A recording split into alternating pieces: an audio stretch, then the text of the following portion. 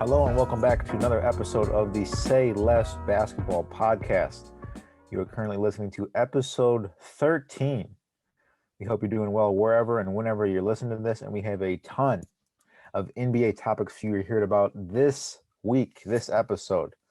First off, we got a very interesting topic about picking three players to shut down the perimeter from Jimmy Butler, Matisse Thybulle, Lou Dort, Andrew Wiggins, Michael Bridges, Ben Simmons, Drew Holiday, OG, Anunoby, and Bam Adebayo. So we're going to pick three from that list. We're also talking about the Nets. The Nets, I think with all three superstars, with Irving, with Harden, and Durant, have only played together like 7 games, so they might be in trouble. Talking about chemistry issues. LeBron's deleted tweet talking about very, racial issues and stuff like that going on in the league as well. And then wrapping it all up with talking about the play-in tourney, which teams are on the cusp of the play-in tourney, which teams we think are going to be in it, and then player versus player debate, Tim Hardaway, Gary Payton. So that's this week. Obviously, we'll have bold takes at the end. As always, hit the social media links, YouTube, Twitter, Instagram, all that. That'll be in the description below. Shout out everybody listening on Spotify. I have that too. So first things first, though. Pick three players to shut down the perimeter. Who are you guys taking here? So we have, for those who aren't on the lists here, for who aren't informed on the lists, we have Jimmy Butler, Matisse Thybulle, Lou Dort, Andrew Wiggins, Michael Bridges, Ben Simmons, Drew Holiday, OG, and Bam. For my three out of that list, to shut down the perimeter, I'm taking Jimmy Butler, I'm taking Drew Holiday, and I'm picking Matisse Thybulle, because Butler and Holiday, both perennial all-star, perennial defensive team selections. Both have been praised for their defense, not only by fans, but also players, on the court. A lot of NBA superstars praise Drew, and Jimmy is obviously one of the best has one of the best work ethics in today's league. He's just a dog. And then I like my guy Thybulle. I think he played well in the bubble last year, but I think the Sixers need to give him some more minutes, but that's my three. The only reason I don't have Bam on there because I feel like Bam is more of a big guy. I don't know if he's locking down the perimeter, but that's my three. Who wants to go next? Well, you can go next. Okay, well, I think at least Jimmy Butler is like clear cut. I don't know. I feel like he's in. He's clear. He's in to me. I also had Drew Holiday. They're just perimeter defenders. Facts. And we're talking about perimeter because, like he mentioned, I would probably think about Bam, if we were talking about maybe down low. But perimeter-wise, I got Jimmy and Drew. I looked at Thybulle, bro, and, I guess if I was thinking about, the way I looked at it was like he just doesn't play enough. So I didn't kind of choose him, but he could be on my list, honestly, because he is one of the best defenders in the league. He just doesn't play. Like, he really just doesn't. But the stats say he's one of the best. But I had Ben Simmons because he is statistically one of the best in the league. And, I'm just looking at their defensive field goal percentages and their differentials percentages. And those three are elite. Ben Simmons holds players that he guards to like 34% shooting this year, which is insane. And he's like a 6'10" point guard, so whatever. But so I had those three. How would you like to go? Appreciate it. Solid. I knew they wouldn't like Ben Simmons. Yeah, I knew that. Checking their watch, making. You can make all the fun you want about him for offense, but defense. Right. So it's not even close. Are you done, bro? Yeah, go. I wanna. Okay, bleed from my ears real Jimmy quick. Butler, yes. All decent player since he came in the league. It's a clear-cut choice. I actually had OG Anunoby because he's an underrated defender. for the past 3 years. He's coming to the league. He's been signed to guard LeBron, especially during those Raptors days when LeBron was on the Cleveland Cavaliers. But he didn't do a good job, obviously. But just the coach trusted him to put it on LeBron. But I think OG is underrated. I'm gonna put him because I actually watched some of his highlights because he's actually on my fantasy basketball team, so that's why I know a lot about him. But I think OG's frame. He's 6'9". He has long arms. He's super athletic, so we can basically guard 1 through 3. He can guard small guards. He guards guys like LeBron, Kawhi. I put Jamie, of course, and I actually put Michael Bridges just because he's lanky, and he's actually pretty underrated defender this year too. Wow. I was gonna put Thibault because he actually has I think he's like top 3 in opponent field goal percentage.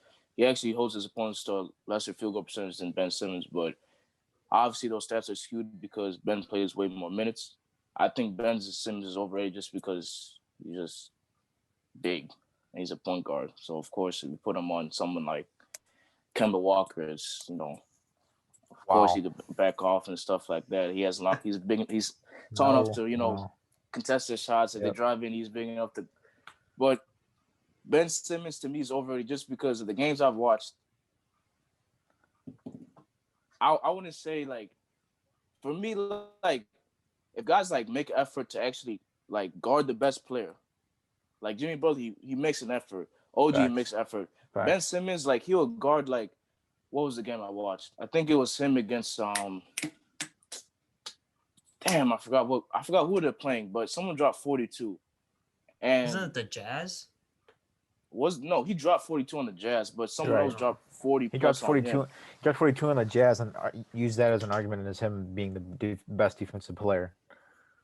Yeah, so he doesn't like Jimmy Butler, OG, Michael, they fight through screens. They actually want to guard the best player. Ben Simmons will guard a couple possessions. Huh? What about Drew?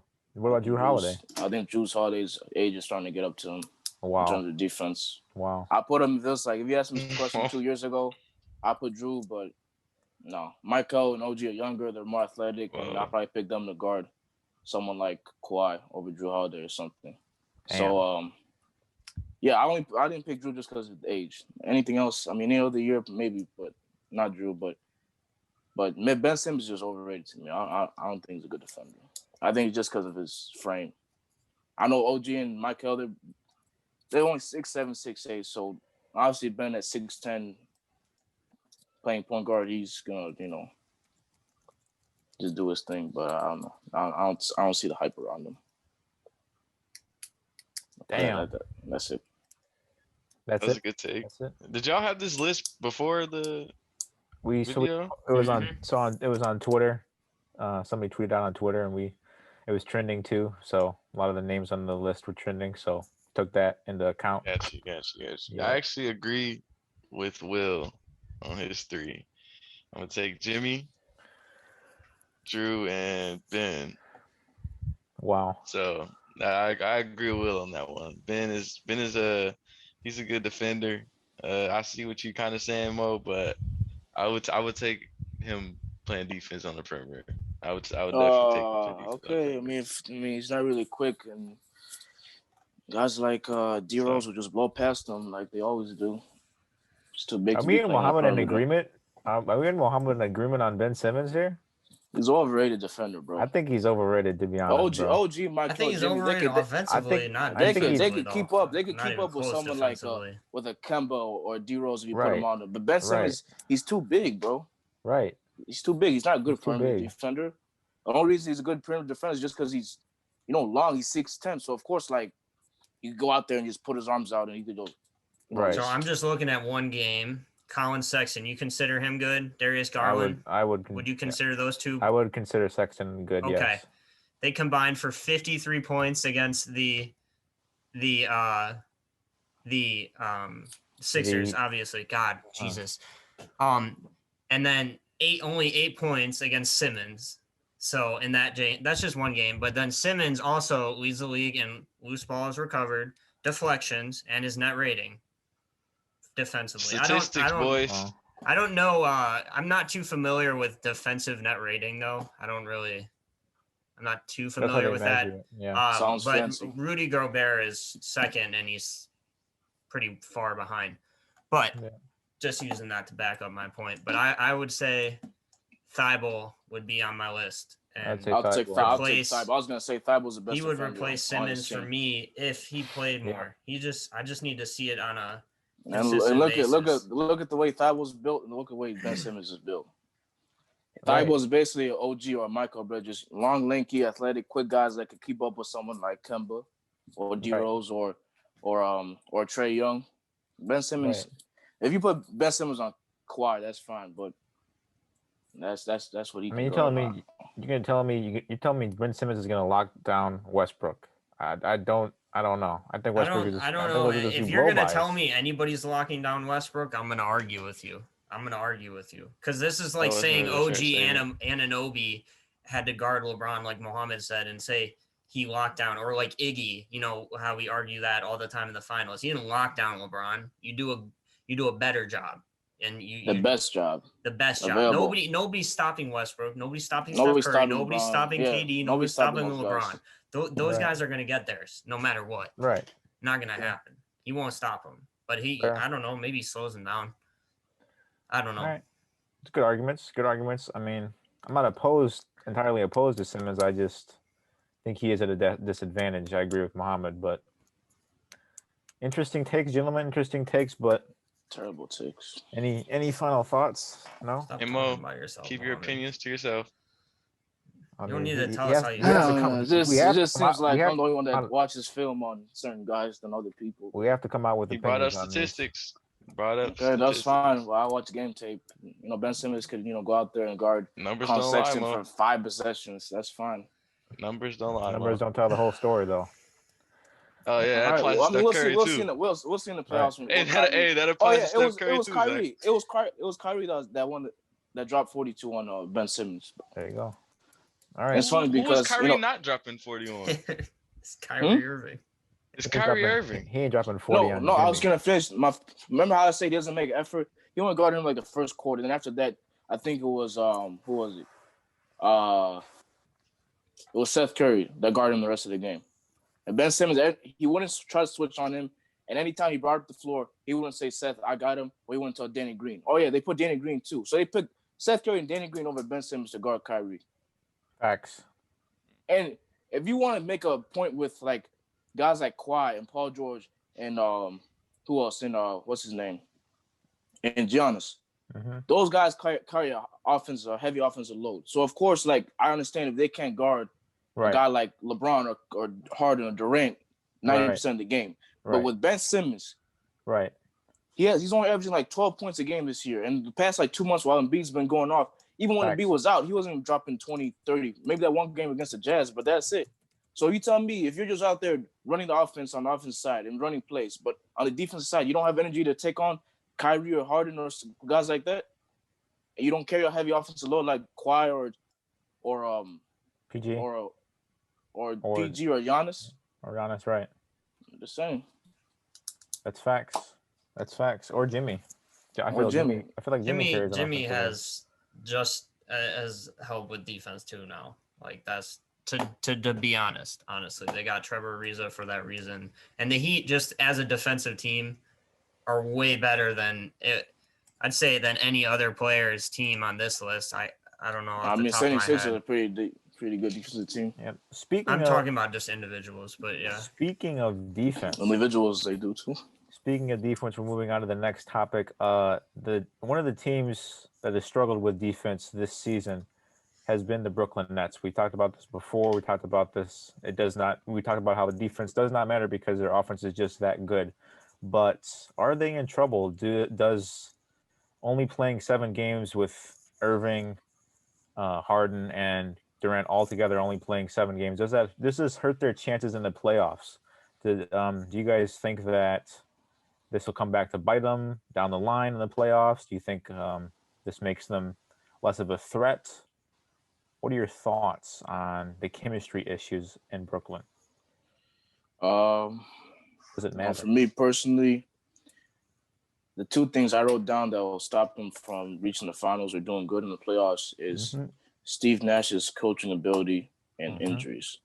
Chemistry to me is not a big deal just because I'm basing this off of regular season games, so it's just not really good. But just for Harden to come into the team, and for him to just take say okay, I don't have to score, do all that getting buckets thing like he did on the Rockets.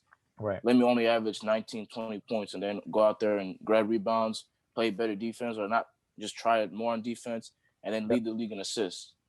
So for Harden to come from midseason, well, just from the Rockets, playing a couple against Rockets, then go on the Broken Nets with a rookie head coach and just, making an instant impact.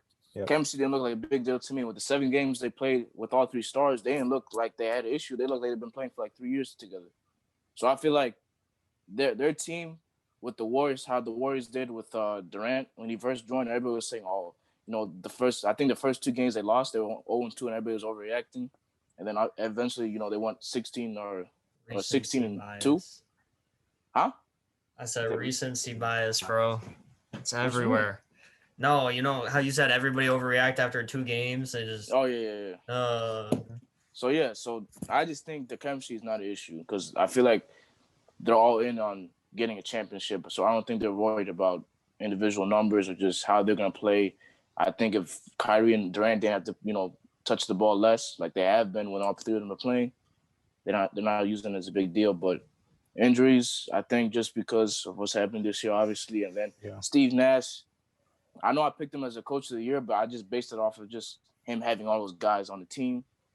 And Steve Kerr, I don't think he's a good coach, but he won coach of the year just because, he won 73 games and whatever. But I feel like Steve Nash rotations, especially I want to see what he does when they have to face Giannis or Embiid or just a dominant big man. I want to see what his defense assignments are going to be and how he's going to, do the rotations. But those are only 2 things I think will stop him. Will? Well, okay, so I do think chemistry issues are going to be at least a concern. I think I said at maybe the first episode we had, maybe the second one, that I thought that Steve Nash, like I was worried about his coaching. You guys remember that? Like I said, I was just worried about his rotations, and I still am. I would agree with you, Mohammed. That would be the biggest concern to me, coaching in the playoffs. And then injuries obviously are a concern, but chemistry issues are an issue for me. I was looking, back at like some super teams that have had chemistry issues. When you looked at the rosters, you'd just be like, well, they're going to win it all. There's no way they don't.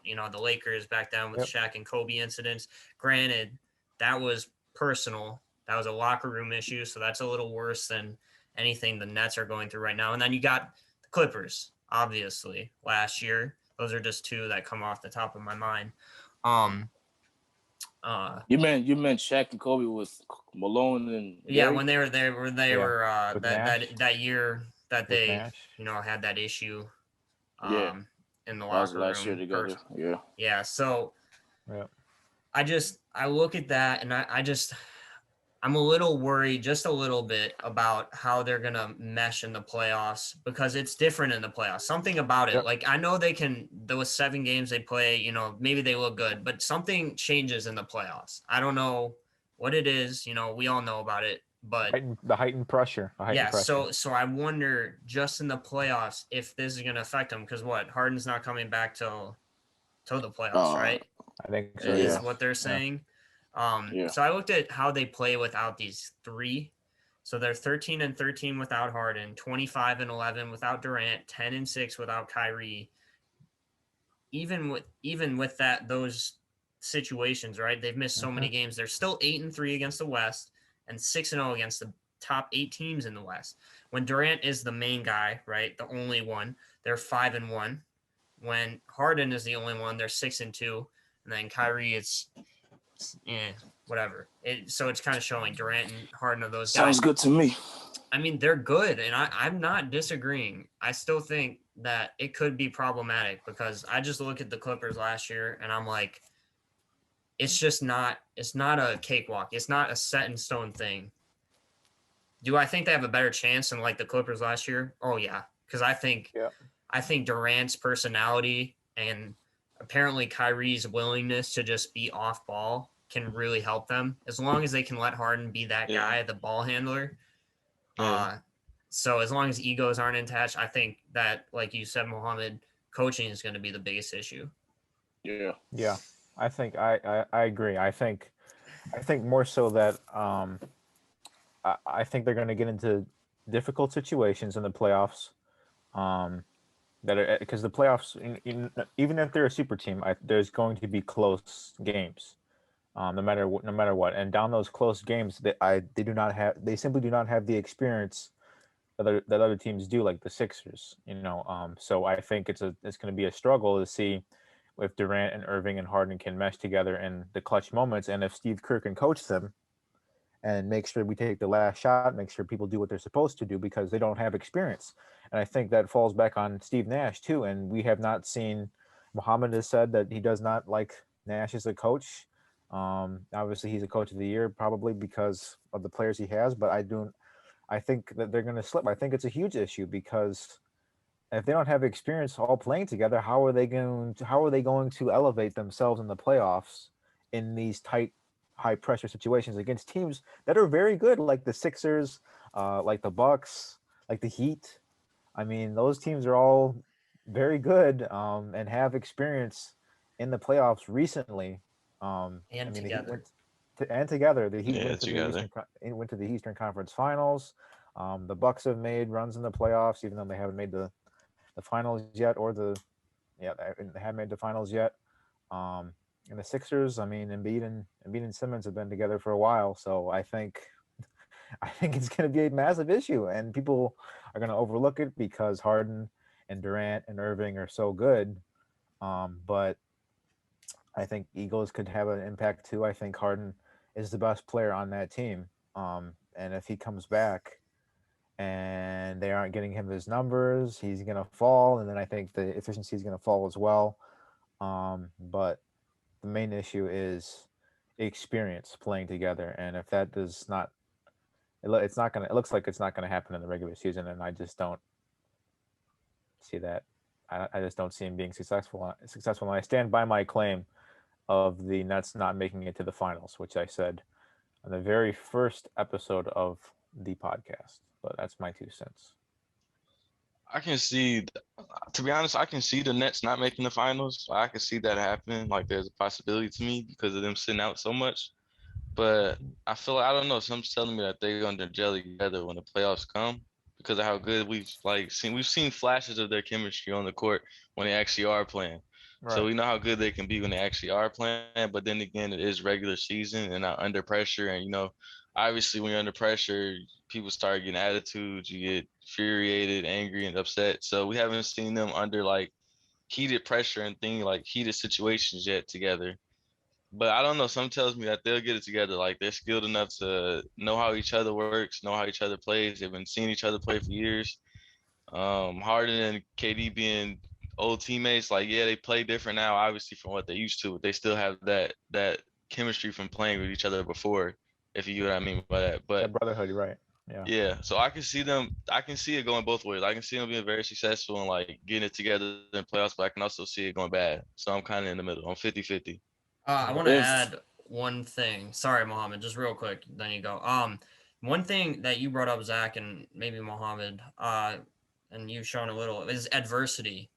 One thing I remember about the Warriors back when they had, KD, was they were not good in close games.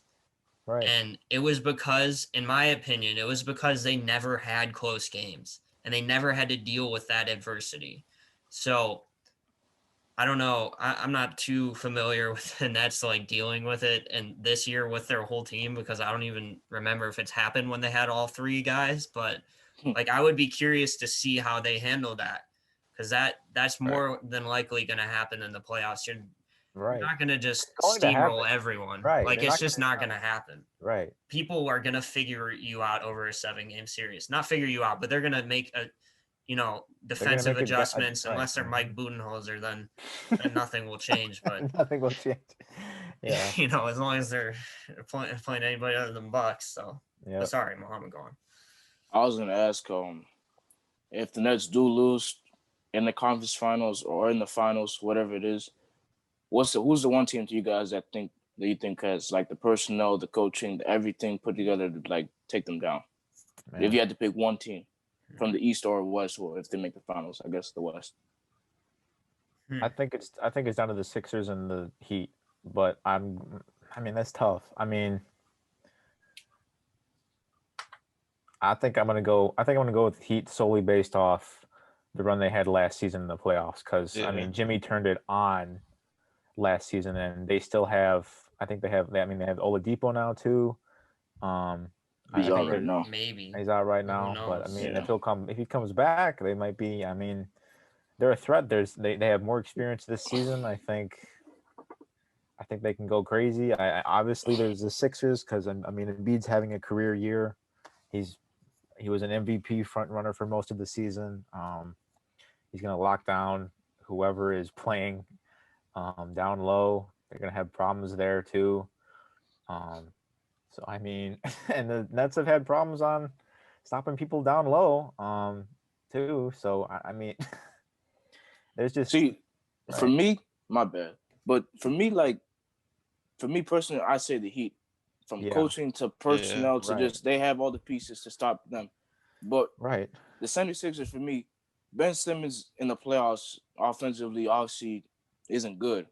That's true. But Embiid, I feel like if he goes out there and gets 40 and 15 against the Nets, who else is going to help him drop? You know, because Embiid by himself is not going to beat him. He's going to be a problem. But if Ben Simmons is out there putting up 10 points with 7 assists and 8 rebounds, and then you have Seth Curry and Tobias and Mike Scott, you know, they're putting up 10-point, 15-point games. That's cool and all, but the Nets, if they have KD and Harden, you know, going off, and they have Kyrie going off, and then they just need the role players to hit their shots, and they've been hitting the shots. Role players have been, you know, I think they're the best 3-point shooting team in the league right now. Don't disrespect Toby, by the way. Toby's been playing out of his mind this year. Yeah, but I mean, what happened against the Raptors in that second round series? Yeah, he didn't play in that series, bro. We'll see if Ben Simmons. He did play. We'll see if Ben Simmons. That's the point, bro. We'll see if Ben Simmons picks up Irving and Harden, one of the two. If he does not pick up one of the two, bro, I mean, they have Danny Green and Ben Simmons who are good defenders, but I just feel like he won't, if it comes down to maybe Harden, who puts up better offensive numbers, the Nets are gonna not blow them up, but they're gonna do some damage. I said at the beginning of the year. I see the Heat. I think the Heat just defense, offense, everything put together. The chemistry is obviously off the hook. Right. They have the best chance. I would put the Bucks, but the Bucks they don't have enough star power right now. Yeah. I said at the beginning of the year, I said, I think I might have said the Sixers would be the biggest threat because I was like, I can't remember. I'd have to roll the tape, you know, make sure I'm not lying. Yeah. But you have to score with the Nets, all right? You're not going to stop them from scoring. No, right. And you know, the Heat have Oladipo now. They got Trevor Ariza. They got Bam. Jimmy, you know, they got Bam, Jimmy. Dragic, they got Dragic. If Dragic Hero can stay, Hero, Duncan Robinson. So – they have the pieces to score, and maybe just as important, they have the pieces to defend because you're not going to stop you're not going to stop them, right? Depot. Yeah, you're not stopping Durant, KD, and Harden from getting 20, 25 a night, right? But you can slow them down like Iggy did to LeBron in the finals. If you want to say that was slowing him down, you can at least kind of rattle them. And I think the Heat have that. I think the Heat are the biggest threat to them. Like you said, Zach, I think at the beginning of the year, I got to give you props for that because Heat are starting to look like a finals bound team. And, you know, if the Nets aren't there. Yeah. They got to make it to a decent seed first, I think. I think they're a little bit low in the conference right now, but I think they're certainly a threat when they get everything going in the playoffs too. They're another team that's dealing with – they're kind of like the Nets in terms of, like, injuries and inconsistencies, but they've played together for a while, so it's not going to be an issue. Yep. Yeah, and Jimmy's ego is nothing, so who Facts. cares when you're leader? Yeah. Facts. Any last comments on that one? No? I think we covered a lot. Very good, very insightful comments. I think that was a very detailed debate. Appreciate everybody doing their job there. But we'll move on to the next one. Move on to the next one. We got talking about LeBron's recently deleted tweet. So LeBron tweeted out This is gonna be Wednesday, so this will be 2 Wednesdays ago, 2 weeks ago when this episode drops. But he tweeted in response to the fatal police shooting of 16-year-old Micaiah Bryant with "You're next." Hashtag accountability, appearing to show the officer who was involved in the shooting. He received massive backlash and deleted it. A senator actually accused him of inciting violence, and he said it's obviously not the time or place for that. Let me get his actual legit quote. He explained that. Are you talking about the 2 tweets he sent after? Yes, I'm looking at them. He explained, "I'm so damn tired of seeing okay, black people killed by police. I took the tweet down because it's being used to create more hate." So he tweeted that out after. But let's hear everybody's thoughts. Obviously, racial tensions are high, and there's a lot of debate about it with the Derek Chauvin trial going on too. So I want to hear what you guys comments are. I feel like it was misinterpreted. Yep. I feel like what he was trying to say was because I believe the guy had just got found guilty for George Floyd, right? Yeah. Before that. So I think Yep. when he was saying like you're next, like he was saying like you're next to be like held accountable for your actions. But I guess some people took it as like he was trying to say you're next as in like putting violence or like a target on his head or something. So I guess that's how some people interpreted it. But I personally don't see a problem with what he said. But I can see how people would like misinterpret it to be something else. Right. Yeah, I feel like people jumped on the chance to hit on LeBron because he's such a 100%. Because he's such a good role model and voice for the community in basketball, and he always speaks his mind about the best, about Black Lives Matter, about various civil rights movements. So I think they just jumped on the chance to get on him because he just let everybody know he just demolished so many people in the past. Yeah. He's such a good role model. So that's what I say. Anybody else have anything to say about that? Will, I mean, can you read those? Yikes. I was trying to figure out what Skip Bayless said about this because I just thought it would be an interesting read. But what'd you say? Never mind. I was gonna ask you if you could read the tweets that LeBron sent out. Yeah. So Zach read the first part. Right. And he said, "This isn't about one officer. It's about the entire system. As they always use our words to create more racism, I am so desperate for more accountability. Anger does any of us any good, and that includes myself." I don't know. I think that's not said. I think there's words missing there, but gathering all the facts and educating does, though. My anger still is here for what happened to that little girl. My sympathy for her family, and may justice prevail. So, those were his responding. Like Sean says, I think people misinterpreted the tweet. It did come off a little aggressive, but I think he was just high on emotions just because of the verdict from George Floyd case. Well, I actually watched. I don't know if you guys saw the actual situation with the shooting of 16-year-old girl, but it is a graphic video. But me personally, I think the whole accountability thing, I think I agree with him with that because I feel like, the officers, I'm not trying to make a division in terms of, race and stuff like that, but obviously, people have to look at the rational standpoint and maybe, stop making this of white against black, in terms of officers and civilians, but maybe just look at it of, shouldn't police officers be held more accountable of how they approach situations, especially the shooting of the girl? Because to me, the officer could have handled it a way different way instead of just, coming up on the scene and just seeing somebody with a knife. And then obviously she was going to attack, but I feel like, shooting 4 shots into her wasn't the right decision. But obviously they're faced with situations like this, so they have to act, fast. But I just think accountability, yes, I think LeBron was right about that, but just the whole "you're next" thing, with him being an athlete and him being one of the most loved athletes in America, also the most hated. Of course, he's gonna get mixed reactions. So yeah. So of course, people jumped on it right away. Personally, I don't think he should have deleted it. I don't see an issue with it. I don't think he was trying to be aggressive in terms of like Sean said, putting a target on that guy's head or something. Like he wants a mob to go grab him or something. But I think he just he was hiding emotions, obviously, because of the George Floyd case, and that literally happened like a day after the verdict. So of course he was still pretty active on it. But that's my 2 cents. Yeah, and then there was also that a story in the news about the woman who accidentally used the gun when she was using for the grabbing for the taser as well.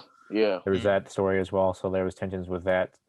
So tensions were high all across the nation. So it's understandable that he tweeted something like that out. So I don't hold him I hold him to a good standard, and it was just like a misinterpretation because he's usually very on the ball about these civil rights things, and I respect him a lot for those comments and the way he's just been able to speak out and be a very good voice for the public and the community. So facts.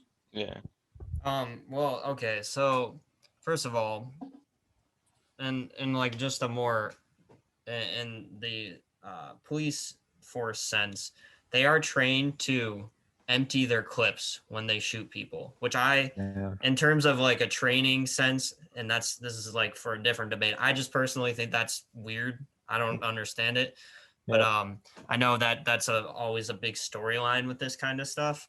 But in terms of his tweet, I don't hate it, and I don't care really. Like, I mean, I care, but like it didn't bother me. But I definitely see why he shouldn't have tweeted it, because first of all, like you said, his emotions are high. When you make your dumbest decisions, usually when your emotions are high, not that this was a dumb decision, but it's pretty poorly worded, right? There's so much room for interpretation. I think anybody who knows LeBron James, anybody who's followed him, we all knew what he meant. But as famous as he is, there's a lot of people out there that don't follow him, don't know what he's like.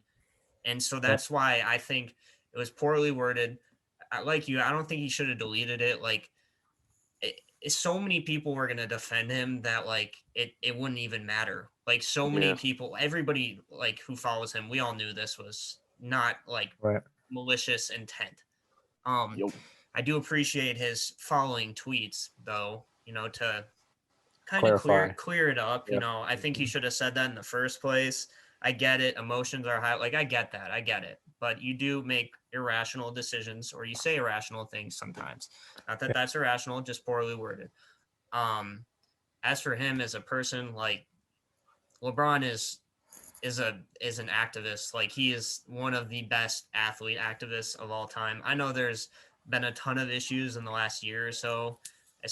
Even go all the way back to like Colin Kaepernick with, this kind of stuff in sports. I think LeBron's handled it really well every time, like even with that shut up and dribble comment, if we go back then, that was ridiculous. That was insane. But like, these people have platforms, and that's what it comes down to, is LeBron has a platform and he can make a difference by using that platform. So I don't like when people get all over him for this kind of stuff. Yes, the tweet questionable, but still, like you said, Mohammed or Zach, it was an opportunity for everybody to jump all over him. Like, oh, I hate LeBron. Oh, he messed up a little bit here. All right, bet. Kind of like the China thing back then too. Yep. Very true. Good points, gentlemen. Appreciate all that. Shout out LeBron. But moving on, a bit of a serious topic there, but moving on to talking about the play-in tournament. Teams that are on the cusp of the tournament, teams who we think are going to make the tournament. Very interesting. So in case you don't know, the play-in tournament this year is going to be, so they're going to have the 7, 8, 9, and 10 seeds from each conference have a small play-in tournament to play for the 7 and 8 seeds. We talked about this in the past. Both Mark Cuban and Luka Doncic have ripped the tournament, but if you don't know about it, We're going to educate you on it right here, but it will take place after the regular season and before the first round of the playoffs, and it will include the 7th and highest, 7, 8, 9, and 10, obviously. So first off, right now in the 7, 8, and 9, 7, 8, 9, and 10 spots in the Eastern Conference are the Miami Heat, the Charlotte Hornets, and the Indiana Pacers and the Washington Wizards. And then in the Western Conference, it's the Blazers, Grizzlies, Spurs, and Warriors at this time of the recording of the podcast. Obviously, this is going to be subject to change over the course of the few days, so it'll probably be different when we drop the episode on Wednesday. But what are your thoughts, gentlemen? Do you see anybody? Do you see these 8 teams as being in it, or is there a team below them that you think will jump? Well, I think with the East specifically, what's it called? I think the Wizards and Bulls are currently battling for that 10th and final spot. Like you said, right now it's subject to change. Yeah. From here in the 4 days that's gonna pass when we release the episode, but I think the Bulls, since they lost to the Heat tonight, and the Wizards beat the Thunder yesterday, I think they're 2 games ahead of them now. The Wizards are currently on a 7-game win streak, and they've won 9 of their last 10. Yeah. So Westbrook obviously has been playing great the past couple games. Yeah. But does anybody know who's the 11th seed? Do they have a chance to sneak in there too? The 11th seed is the Bulls. Bulls. I mean the 12th seed, my bad. Toronto. 11, yeah. I think Toronto's like a game behind the Bulls too. Half a game. They might even be tied after this. I don't see the Raptors making it.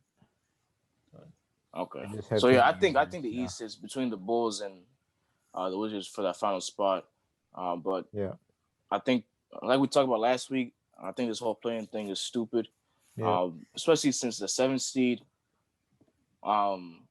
is what's called 7th has to play the 8th just for the 7th spot, which is stupid. And then whoever loses that plays the 9th and 10th winner for the final spot. And it's just one game, so they will just the 7th and 8th seed will play one game, and the winner will secure the 7th spot. Yeah. What happens if you lose that game? Do you play the winner of the 9th and 10th? Yeah, the loser of the 7th and 8th game. I mean 7th and 8th. Or the lose, Yeah. Okay. So, like we talked about last week, I think the concept is stupid. It's unnecessary. It's terrible. Just like, what's the point of playing an extra game? Especially like if the who's the 7th seed in the East? The Heat, right? The Heat. If the Heat are 5 games above the Hornets for their spot, right? I mean, for the 7th spot, why the hell do they have to risk the whole season over one game? Right. To lose to them. That doesn't make sense. And then what they lose lose college, to Wizards? Not college. That's just stupid. Like, it's crazy. If it doesn't tell you that they're trying to, it's a money grab, then I don't know what it does, because it's just dumb, man. For real. It's a stupid. And they have to play 2 more games potentially, which may not be a big deal, but I would like to see what potential injuries or whatever. Yeah, how many days of rest did they get between the final playing game for however far they get, and then the first round or the first playoff game? Yeah, because it's kind of thing sounds stupid to me too. Yeah. Can someone look at the West too? Is it close there? Yeah, West is really close. The West is close. Yeah, they're both right now. Well, the West is way closer than the West isn't as close as the East, because the Pelicans are 4 games behind the Warriors. The Warriors are in the 10th spot, right? Mm-hmm. Are you talking about those 4 teams in the playoffs? I'm talking about the four teams in versus 4 teams in the East. So the East they're is separated closer by 2 games or 3 games. The East is separated by 5 games. The West, so the Warriors are 30-30, and the Pelicans, the next one, are 26-34. So that's why I'm saying the East. Oh, you're talking about the team that isn't in. Oh, okay, I got you. But that's who's the 7th and 8th seeds? The Mavericks and no, the Mavericks are Portland and Memphis. Mavericks are right now the 6th seed. They're in a 3. Wow, they jumped Portland. Wow. Yeah, Blazers are on a 4-game losing streak at the time of.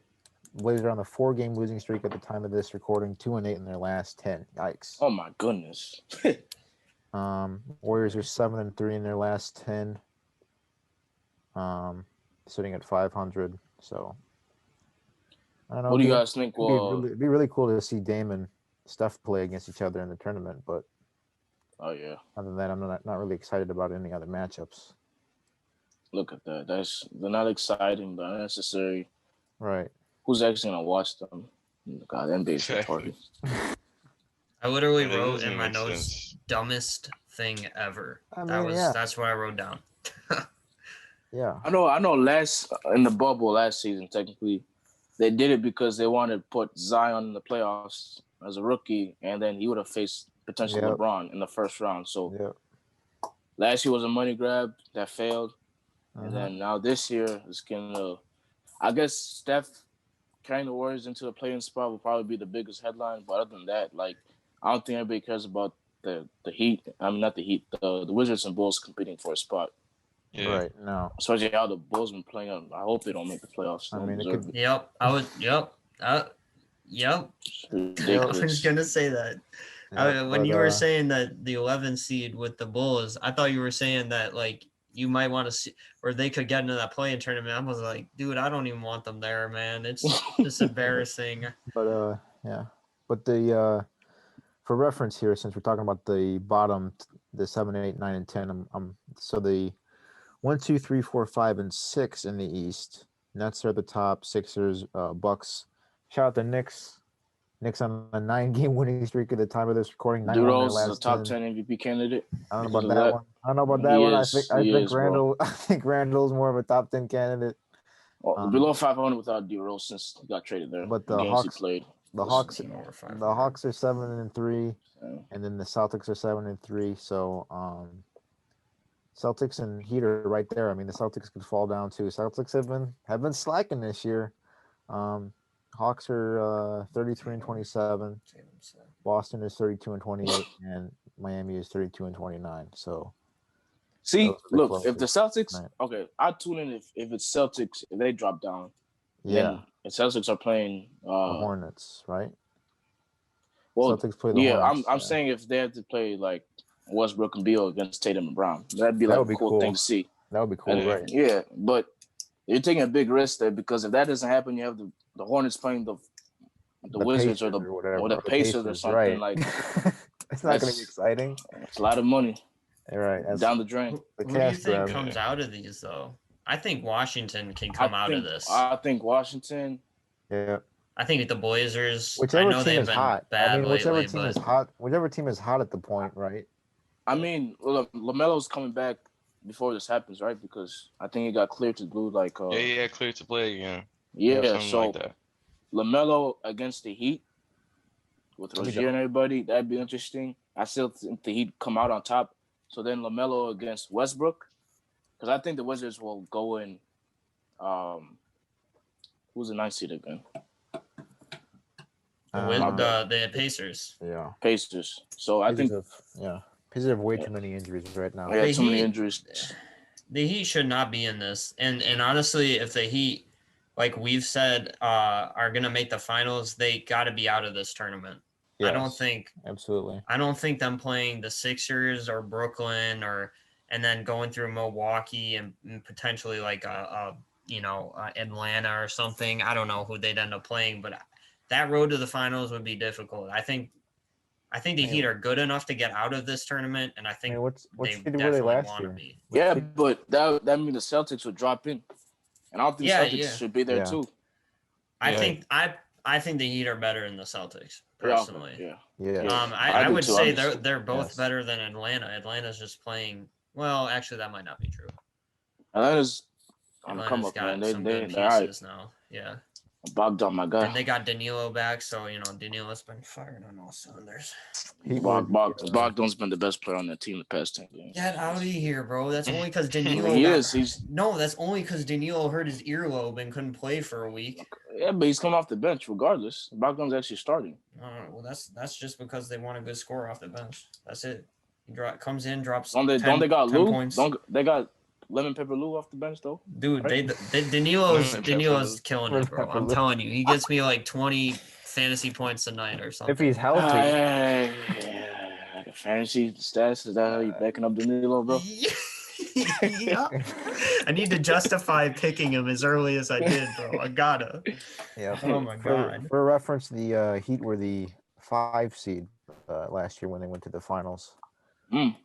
We'll see if they can get into the 4 and I mean, if they get into the 4 or the 3, that would be insane. Or the 5, the 5 would be. I think 5 would be good, pretty good too. So who's coming off the West? Let me ask Zach first because his father's his real team playing spot. His real team. Yeah. His real team, not the Bulls, the Warriors. By the way. Right. I mean, coming out the West tournament. Yeah. Who's getting 7-8 seed to you? I mean, it depends who's hot, right? I mean, if the Warriors are still 7 and put your money where your mouth is, bro. Just say the Warriors. Come on. Just pick 2 teams, man. I mean, let's go. Let's go Steph Curry. I mean, let's go Warriors, right? I mean, I'm gonna be confident here in saying that they can come out if Steph is playing like he is now, dropping 30 points. All right, so I mean, he plays like that until it matters. There's a prediction. Yeah, I'll put it down. Go ahead, little guy. Luka dagger. Wait, the Mavericks ended up winning that game? Yeah. Oh no. They won by 15. Who? Something. The Mavericks? Warriors. Well, they were down like 20 when I first checked. Or That's wait, crazy. maybe the game. Yeah, they won by 15. Wow. Luka hit a dagger at the end. I don't really know if I define that as a dagger. I mean, you're up. I was gonna 12 say points. 12 points. Right. NBA is just looking for thirst. They're just thirst trapping right there. Oh my god.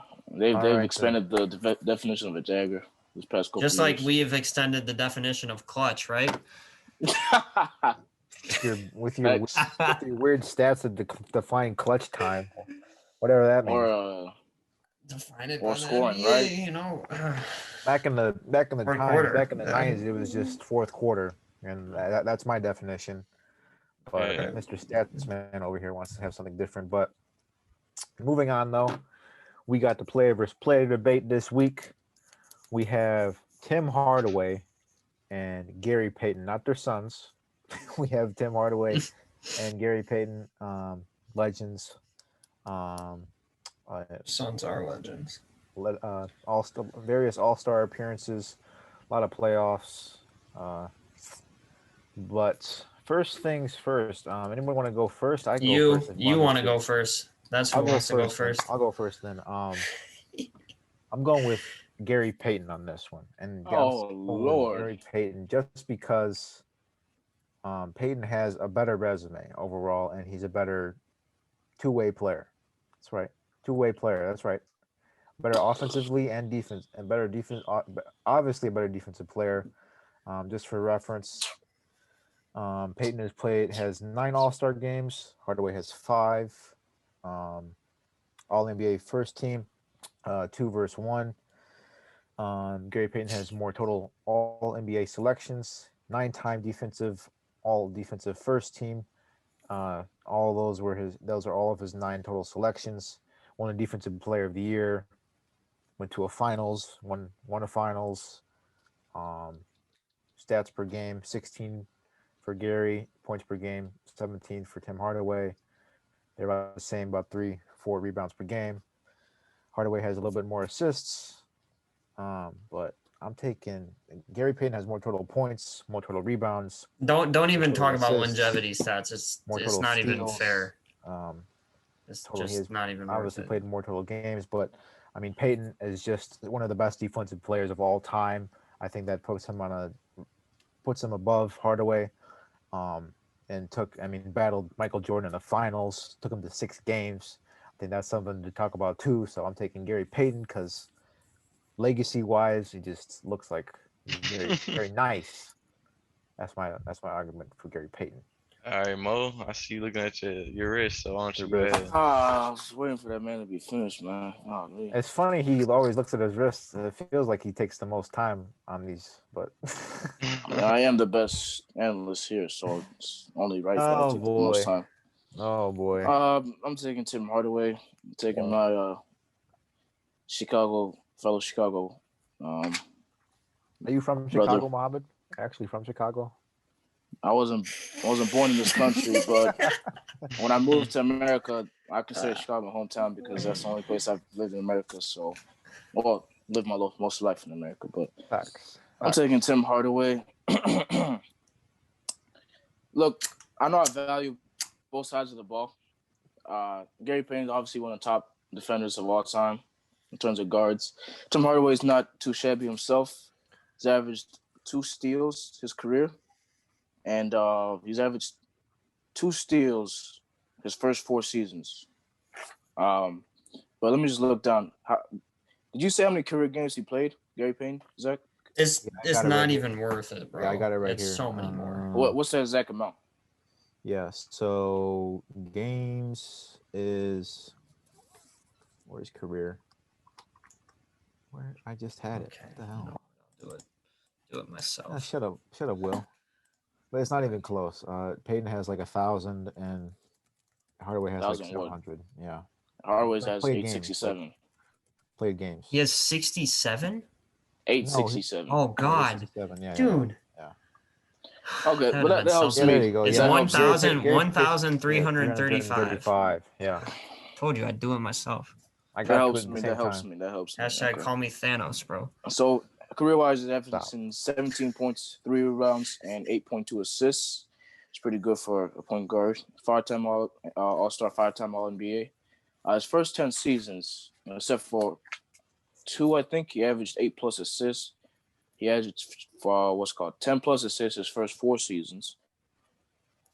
So his first 4 seasons, he came in the league and was averaging 10 assists. You guys get that, right?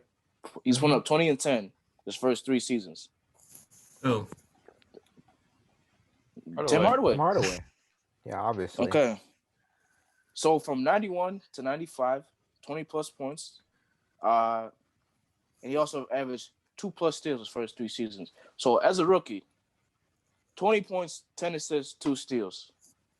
What's Gary Payton putting up? Did he average 20 points as a rookie? Yeah. I'm looking at it right now. It says 14.7. What are you talking about? Wait, what was his rookie year? Was it 89, 90? Or 90, yeah, 91? 89. Okay, 90. My bad. 90, 91. So second year. For some second year. Okay, Best my bad. analyst?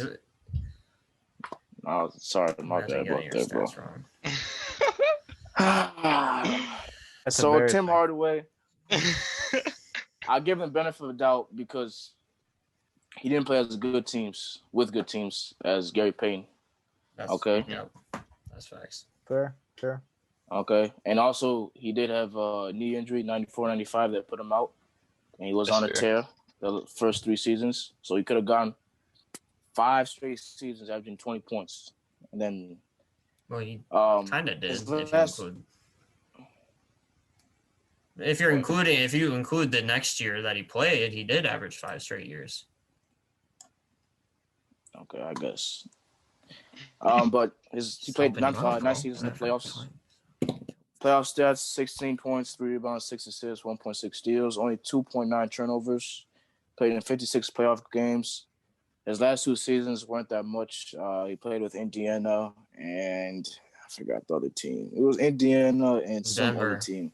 Denver, yeah. He didn't really play those years. He barely.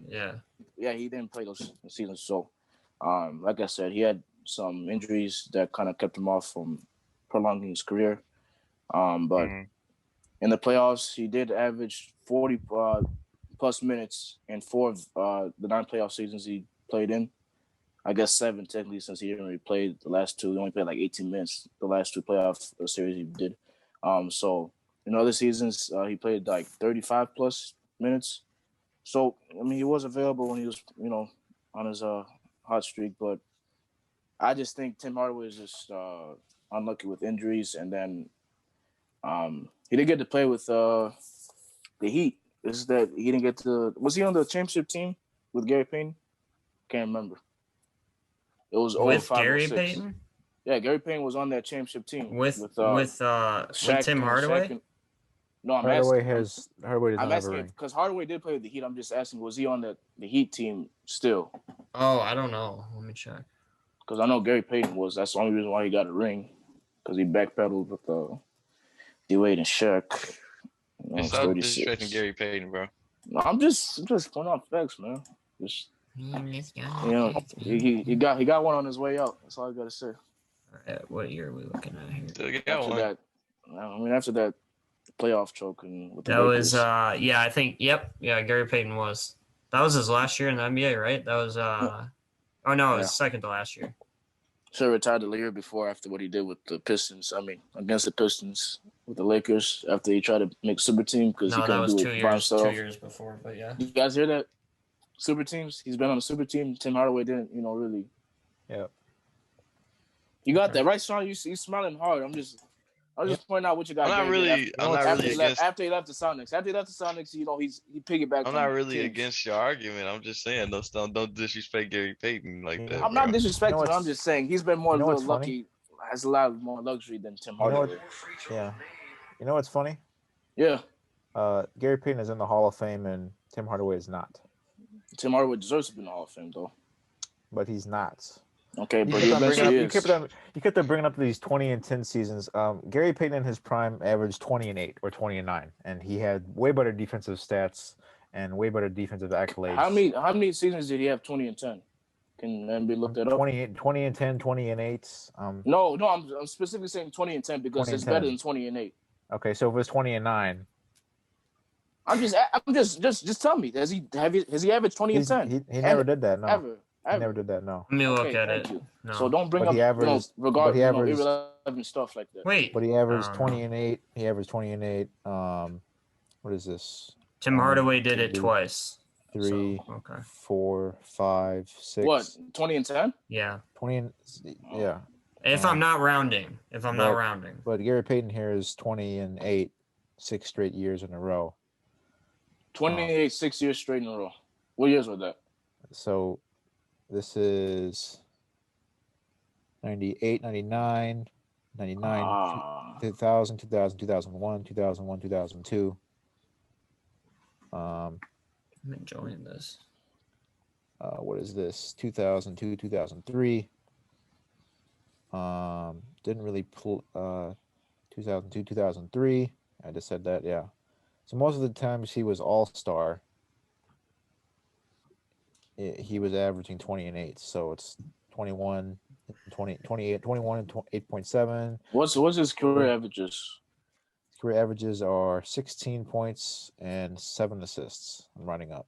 Running up, of course you are. What is playoff career averages? I have the exact averages of everything. I'll go over them. Thank you. All right, go ahead, Will, because this man is literally 28 and 20 and 10, rounding up 7 assists. Just go ahead, Will. Tell me these exact numbers. I'm at basketball reference. Here are the exact. You're done, bro. You're done. I'm at basketball reference too. You are? Okay, then what are then just say the regular. Thank you. Say everything. I just said. Okay. Will, just go, bro. Just go. He's shooting me under the rug because he's out of. My head's starting to hurt. He's treading water right now. He's losing ground right now in this argument slowly. Sean, you go next because I want to go last. I'm asking you questions. I want to hear what you guys say. So. Go ahead, I guess I'll go. Someone other than Zach, please go. So I'm arguing Gary Payton. Muhammad's obviously doing Tim Hardaway. Will and Sean. Yeah. All right. So I would have prepared more for the list if Mo would have sent me the names. But anyway, crazy. Best analyst on here. But anyways, what does that to do with being the best analyst? Shut up. Just shut up. I'm kind of stuck, bro. I want to agree with Mo with Tim Hardaway because you can't argue those numbers in that short span of time. But thank you. Me personally, I just love Gary Payton. But I guess I can't be biased. I have to speak facts on this show. So my heart wants to say Gary Payton. I love Gary Payton's play style. I love what he brings, his heart. But I'm gonna go Tim Hardaway. I'm gonna go with Mo and Tim Hardaway. Appreciate it, Shaughnessy. Zach. You did have some good points. You kind of I'll give you that this one time, Zach. Went to 6 games with Michael Jordan. Listen. You almost made me lean to your side this one time. I was like, okay, Zach has some good points. I'll take it. But then it got kind of stripped away like 10 seconds ago. But what I do? I agree with Mo with Tim Hardaway. I'm gonna agree with that, but I do not totally disagree with you, Zach, on Gary Payton. That's what I'm gonna say. Will, please do not make me the only one. Okay. Hold up. Please. Just I'm So posting I'm I'm 50-50. posting a TikTok video, Oh, this man. Just You make TikToks? yeah, well for our page, I Shout out to I Say gotta Less get on that, Basketball. bro. I gotta Shout out get to on Say Less that. Basketball TikTok. I gotta do Yeah, the ski follow us, challenge. bro. All right, I so hope. Go let me ahead, my just bad. get Yeah, some well, friction in well, here. I'm well, going with please do not- Gary Payton. Thank All you. right. Thank Here's you. why. You already listed off some of his accolades. I basically Tim Hardaway had worse teams, no question. I won't disagree with that. His best players, Chris Mullin, Alonzo Mourning, best player for They're not chumps. Those are not chumps. Those are Let's not get Whoa, chumps. did you say Chris Mullen was trash? Yeah, don't say No, I Alonzo. said best. They're the best players that he played okay. with. Oh, Yeah. we was gonna have a totally different argument for a No, second. God no. You And then about to Gary say. disrespect Payton. Alonzo Gary Mourning. Payton obviously had Sean Kemp, who was, I'd say Sean Kemp is Monster. pretty underrated at this point. But it's the defense, man. Gary Payton was an elite defender. You guys kind of covered all that, so I'll try and get into some different stats here. Gary Payton played 18 seasons. Tim Hardaway played 15, virtually only 12 though, if you don't include the year he was injured, and then the last 2 years, which he barely played. So longevity stats aren't even close. Like it doesn't. It's just not close. Look at the playoff stats. Tim Hardaway a little more scoring. Obviously, Gary Payton wasn't a scorer. Gary Payton was a little bit better rebounder. Tim Hardaway a little more assists. Gary Payton, a little better defender. They're pretty close in terms of steals. I don't know if steals and blocks here do justice to how good Gary Payton was on defense, or how good Tim Hardaway was. Tim Hardaway is good, but Gary Payton was. I think all of us here would agree he's one of the best defenders ever. Like he's that good. Yes. So and then I looked at some other things, win shares. Yeah. This doesn't Please. matter. Here we go. This matters at least a little bit. All right, 28th all time, Gary Payton. Tim Hardaway ain't even close. Not even close. Just not even close. I mean, you can't say he hasn't been going. He literally has half the win so. shares. Half the win. Well, win shares accounts for how do you contribute to your team winning? Not necessarily your team. How do you personally contribute to that? So it's a slightly better stat. Themselves. No, go. So obviously he just said that Peyton wins more. I mean, well, look and at then that. in individual matchups, it's not even close. Obviously, right. Gary Payton had better teams, but he still played well. Let me see what else I have here. One thing that we got to give credit to for Hardaway is he played some absurd minutes. Like he played some Allen Iverson 40 plus minutes in the playoffs. He played a lot of minutes, but and one some thing, of them were 44. One thing, he had a bit higher of a usage rate than Gary Payton, for whatever that's worth. Maybe you draw whatever conclusions you want to draw from that. But one thing I just want to talk about for Gary Payton, just because I think it's fun, is the trash talking. The trash talking this man, brought on was just, it was elite. It was fun. So I just looked up one quote from him just for fun. He said, if I knew something about a person's mother, I knew something about his sister, he had just got a drunk driving charge, I would go at that situation. It might be cruel to some people, but I would go at it at that time. Them guys are very sensitive about that. So they would go at it. They would react to it. And then after the game, they would be like, we're going to fight after the game. I'd be like, listen here, man, you really don't want to fight me. I'm going to say sorry to you and say it was just part of the game. So don't worry about it. If you want to fight me after I say sorry, then we can deal with that then. So, Gary Payton trash talking, I find it entertaining. I don't know. Tim Hardaway was a trash talker too.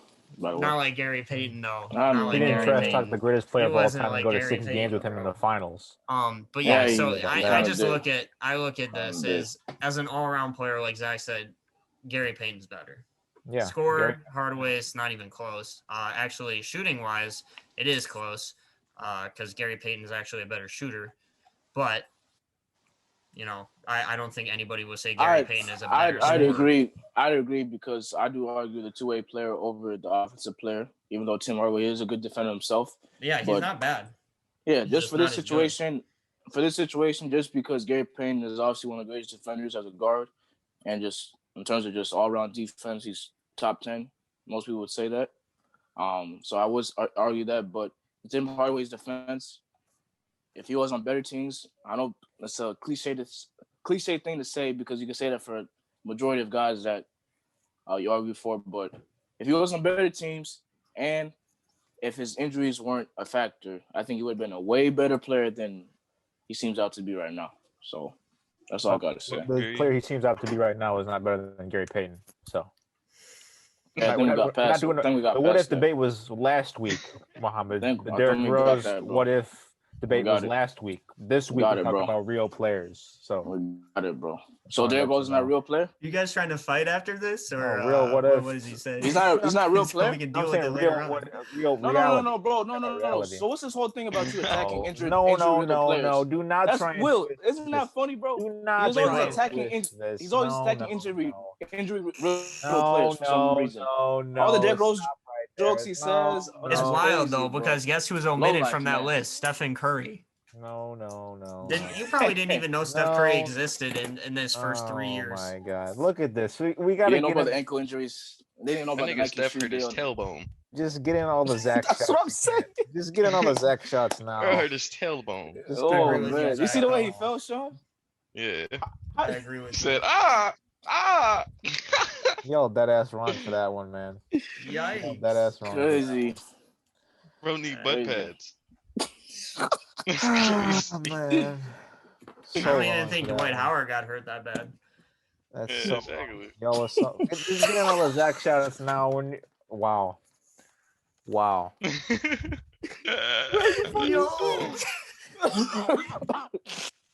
Wow, man. Tell me y'all heard what you just said, man. I heard what you said. Do not repeat it. Please do not repeat it. You're funny as still, man. Bro, we gotta move on. Oh my God. You're funny as still. That is something else. The White probably did it himself. Stop. Can't take this man anywhere now. I'm so dead. Welcome to the God. show. All right, let's get to it. It's bold takes now, You gotta get the bold takes now. Yeah, bold takes. I got a bold take. You got a bold take. Okay, first off, Warriors will win that tourney. Wait. Okay, we're okay. My bad. We gotta recap. We gotta recap. That's a season one though, so that's good. We gotta recap. Okay. Episode 12 last week. I said Steph another 50-point game. Nope. Did that happen? Did that happen? You don't know if it happened, Zach? I don't think it happened. It did not happen, sir. You don't know at the top of your head? Mohammed's been going at me recently about me being how annoying as a Steph fan I am, so I've been trying to dwindle it down a little bit for his sake, because obviously he doesn't really like Steph. He hates on him a lot. I do like Steph. Does not respect like him. I mean, I don't like you. That's the problem. Does not respect his greatness. It's like with Jack, bro. I liked Florida, and then I met Jack. Suddenly, I hated Florida. Wow. Okay. All right. That's wow. Well, I'm sorry. So Steph's not the problem. Jack. You're the problem, bro. So if you just like omit yourself, then that'd be great. Okay. Fair enough.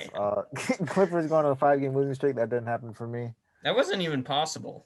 I don't know why you said that, but I didn't even have one. Yeah, I didn't get an invite last week. Wasn't on the invite. Was not on. Oh yeah, you did get your bold take from the week before, right? Though. Yeah, you mentioned did get that one. I did. I thought we did invite you last week. We did invite you last week. No. Man, he's a guest star, but you did get the Wizards go on a winning streak in episode 11. So you won that one. Yes, Mohammed this week. Clippers go on a Clippers 1 seed. Did not happen. It's not possible, so I don't know why I said that. Wizards I don't know. You two and your whatever. Wizards go to 8 seed. I was gonna say a win streak, but that's too generic. Wizards go to 8 seed. It's not big. They've been on a run, but they're in the 10th seed. Will Drummond 2020 game. He came close, but he didn't get it. Suns go to 1 seed. Close. I mean, they're 2 games behind, but no. They didn't move up any games. There were 2 games when I said it. What about the Durant one? Durant played 4 minutes last week, and he shot 3 of 3. So I guess I was right. Durant take more than 18 shots. I guess big old blanks this A lot of blanks last I don't episode. know, bro. He didn't Did take he more create than his own 18 three shots? And that doesn't count. No, it was off screen. Did, Yeah, did those- KD yeah. create his own 3 shots? Yeah, those 3 shots really make him an effective scorer, right, Will? It was actually Three shots for he- 3, bro. I haven't seen him Oh, that's miss just in 3 like shots he 5 doesn't games. I don't know. We'll take this week. We're going first. All right, Because He needs to go first, I Sean. have to He go has first, to. so I don't copy So say anybody. something terrible if I'll say something terrible or copy somebody. We've established this in the Yeah. past. it just But, has to be that way. He doesn't always talk about 9% of the time. That's the problem. Looking at this, The efficiency argument last week, bro. the Knicks. Can I say the Knicks moving into the 3 seed is bold? The I mean, 3 yeah, games. Yeah, on that that's would bold. be. Knicks continue That'd be their win streak impressive. and move into the 3 seed. Oh, well, Again, god dang it. outseeding the Bucks. And what else? What else is going on here? Who's been really hot? Really hot. Oh man. Clipper. Wow.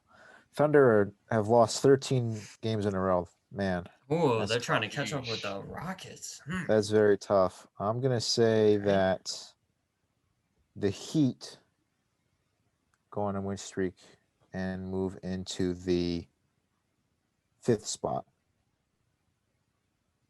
Heat going to 5th spot, and then I like throwing in like a little player thing here. Julius Randle 2020 game. It's not really bold. Okay then. Julius I Randle. don't know. 2020. Julius Randle scores 50 then. How about that? That's not happening. That's bold. That's bold. All right then. That's mine. Next. Go on, Sean. Who's next? Oh, my bad. What seed are the Warriors? Warriors are the 10 seed. They're the 10 seed. 30 They and have a chance 30 to right play. now. And the tourney is 7, like 8, 9, and Steph. 10, right? Yeah. Yes.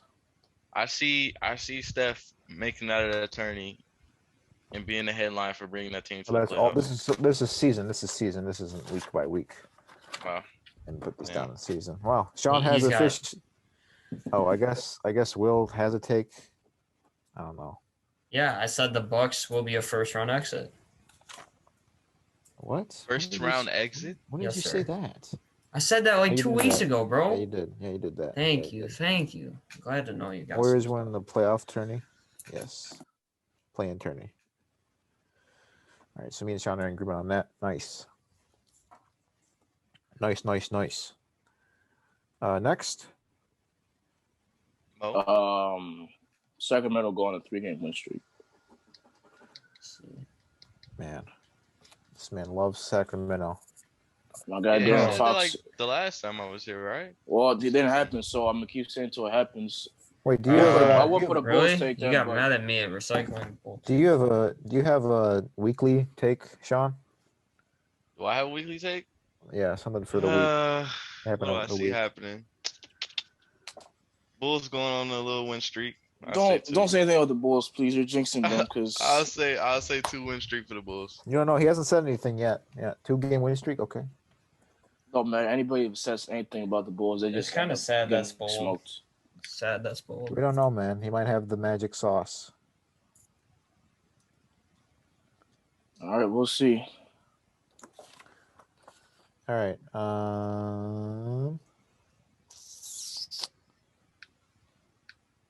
That's about it. Will, got anything? Will? Well, I had the Knicks as well. I said the Knicks were going to win every game next week. I don't know if you said technically that or if you just said they're going I'll just Oh, say he just said Randall will drop 2020, right? I said I said them moving to the 3 seed. Yeah, okay. Well, I'm saying they're going to go undefeated next week. Thus You sure? ending the Bulls win streak that the Bulls will also be on at that point. Just so you know. The Blazers are going to go undefeated next week as well. Damn. Yes, sir. And the Mavs are going to fall to the 9th seed. Damn. Damn, son, where'd you find this? Let me think. I think I just had a Washington here for the season after that, Zach. Washington will make the playoffs and in the play-in tournament. Yeah, I've been saying that. Yeah, I honest, yeah. I don't know if that's even bold, but they're Tennessee, so I guess, Wizards Acceptable. make play-in.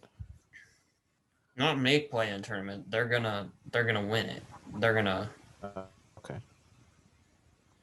Fair enough. They'll get one of the two finals playoff spin. Playoff All right, spots. very nice. Adding to the running list of bold takes for Sean and Will this week too. Me and Muhammad actually have a ton here. Really quick though, I'm gonna run through it just because we're getting up. We're here. Brooklyn Nets not making it to the finals for me. Utah Jazz first round exit for Muhammad. Mavs missing the playoffs for Muhammad. He said he's gonna shave his head if the Mavs make the playoffs. It wasn't in the head, bro. No, he said he's gonna shave some part of his body on camera. Right. Steph Not Curry. on camera. Yeah, we talked about that. I think you wanted to be on camera. I just said if you guys wanted to be on camera, I could do it on camera. Yeah, exactly. I said Steph Curry for MVP. Obviously, I said Joel Embiid quadruple double. Mohammed said Nets sweeping the playoffs. I said 10 straight losses for the Lakers after they lost LeBron and AD. I said Heat going to the Eastern Conference Finals. Will said Bucks first round exit. Mohammed said Nuggets over the Clippers.